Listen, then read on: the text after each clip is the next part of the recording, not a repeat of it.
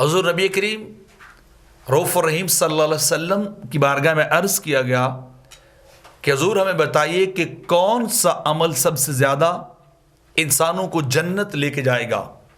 آپ کی بارگاہ میں سوال کیا گیا تو آقا علیہ الصلوۃ والسلام نے ارشاد فرمایا کہ دو اعمال ایسے ہیں جن کی وجہ سے سب سے زیادہ ابن آدم جنت میں جائے گا، یہ دو اعمال اسے سب سے بڑھ کر جنت میں لے جانے والے ہوں گے۔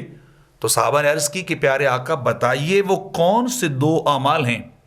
تو میرے آقا نے فرمایا پہلا تقوی ہے اور دوسرا حسن اخلاق ہے، کہ انسان اپنے خدا سے ڈرنے والا ہو، گناہ کے قریب نہ جائے، اللہ کی نافرمانی نہ کرے، گناہ سے بچے اور پھر اس کی مخلوق کے ساتھ بلائی کے ساتھ پیش آئے، حسن اخلاق کے ساتھ پیش آئے۔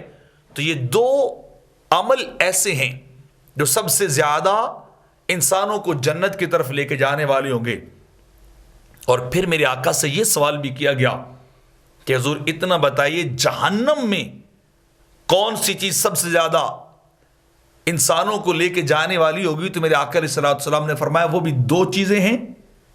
تو صحابہ نے عرض کی حضور بتلائیے وہ کون کون سی دو چیزیں ہیں جو انسانوں کو سب سے زیادہ جہنم میں داخل کرنے کا سبب بنے گی، ذریعہ بنے گی؟ حضور ہمیں ان چیزوں کے بارے میں بتلائیے وہ کون سی دو چیزیں ہیں؟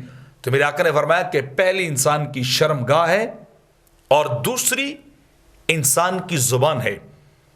تو انسان دو چیزوں کی وجہ سے، یا تو زبان کے گناہوں کی وجہ سے، زبان کے کلمات کہے گئے ادا کیے گئے کلمات کی وجہ سے جہنم میں جائے گا، یا اپنی شرمگاہ کی بدکاریوں کی وجہ سے، زنا کی وجہ سے، بدکاری، زناکاری اور حرام کاری کی وجہ سے انسان جو ہے وہ زیادہ جنت میں داخل کیا جائے گا۔ تو مطلب کیا ہے کہ جیسے میرے آقا فرماتے ایک اور حدیث پاک میں کہ مجھے تم دو چیزوں کی ضمانت دو تو میں نبی تمہیں جنت کی ضمانت دیتا ہوں، مجھے دو چیزوں کی ضمانت تم دے دو۔ صحابہ نے عرض کی پیارے آقا وہ کون سی دو چیزیں جن کی ضمانت آپ مانگ رہے ہیں؟ تو میرے آقا نے فرمایا ایک شرمگاہ کی ضمانت دو اور دوسرا اپنی زبان کی ضمانت دو، کہ یہ دو چیزیں گناہ نہیں کریں گی۔ اگر ان دو چیزوں کی تم نے مجھے ضمانت اور گارنٹی دے دی تو میں نبی ہو کر تمہیں جنت کی ضمانت اور گارنٹی دیتا ہوں۔